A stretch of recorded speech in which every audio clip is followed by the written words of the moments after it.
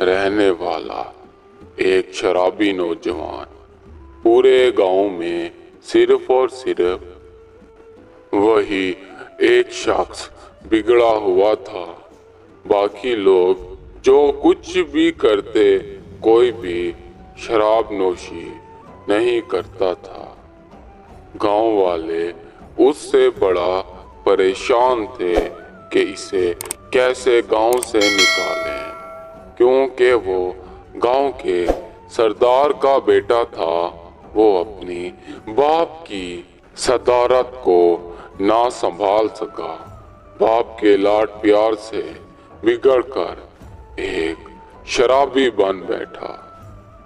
उस गांव में एक खूबसूरत लड़की रहती थी जो उन गांव वालों की मिसाल थी।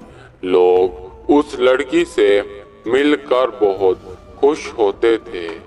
वो लड़की अपने पैरों पर अपनी जिंदगी को मजबूती के साथ जी रही थी। उसका कोई अपना नहीं था।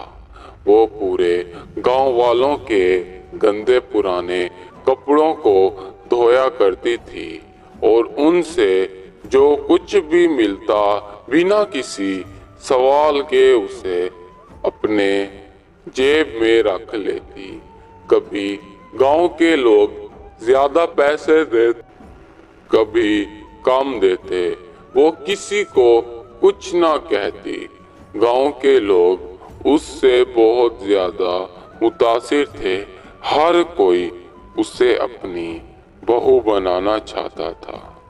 एक बार वो कपड़ों को धो रही थी तो उस शराबी नौजवान ने हंगामा कर डाला। तमाम अतराफ से लोग जमा हुए। वो कहने लगा कि ये बात चलन है, लोगों के घरों में काम करती है, उनका मन बहलाती है। वो औरत कुछ भी ना बोली।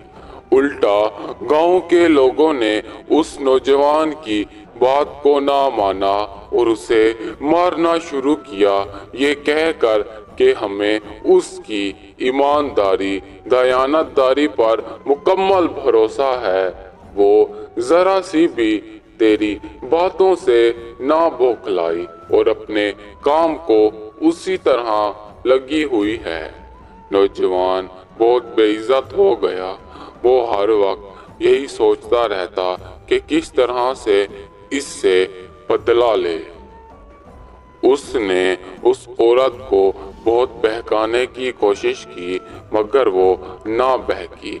नौजवान ने गांव के तमाम लोगों को इकट्ठा किया, ये कहकर कि मुझे आपकी जमीनों में से थोड़ा थोड़ा हिस्सा चाहिए। मैं वहां पर एक अच्छा कारोबार करने वाला हूँ।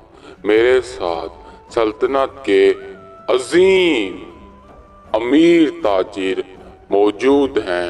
वो सब मिलकर मेरा इस काम में साथ देने वाले हैं। वो गांव वालों को लपेटता गया।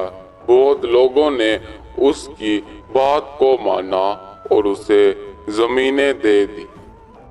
उन ताजिरों ने वहां पर अपना अपना कामकाज करना शुरू किया।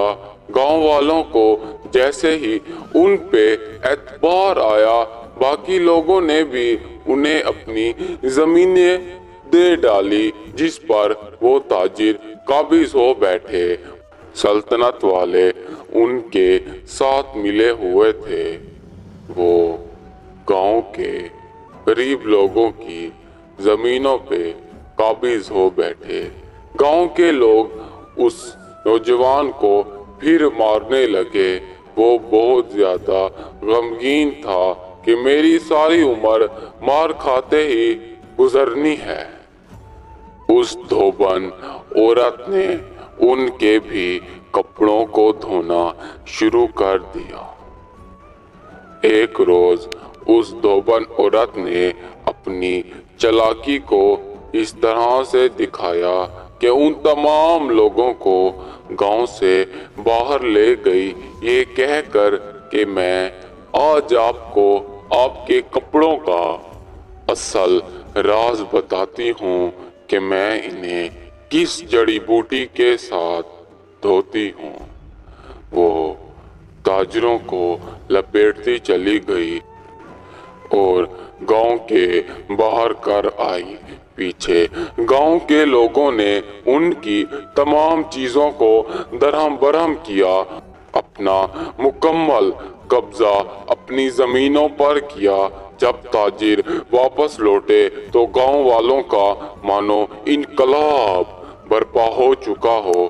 تاجروں نے ڈر کے مارے اپنی عزت کو بچایا اور دم دباتے ہی وہاں سے بھاگ نکلے۔ گاؤں میں پہلے اس دھوبن عورت کی بڑی عزت تھی، مگر جب سے اس نے گاؤں والوں کی مدد کی، گاؤں والوں کا معیار اونچا کیا، اس عورت کی عزت وہ ایک سردار کی طرح کرنے لگے اور اسے اپنے تمام نجی فیصلوں کا حق بھی دے بیٹھے۔ گاؤں کا سردار تو نام کے لیے کوئی اور تھا، مگر کام کی یہ عورت آن نکلی۔ اگر آپ کا دل دوسروں کے لیے صاف ہے تو چاہے آپ کو لاکھ ٹھوکریں لگے، ایک نہ ایک دن آپ کو خوشی کے وہ لمحات بھی ضرور ملیں گے۔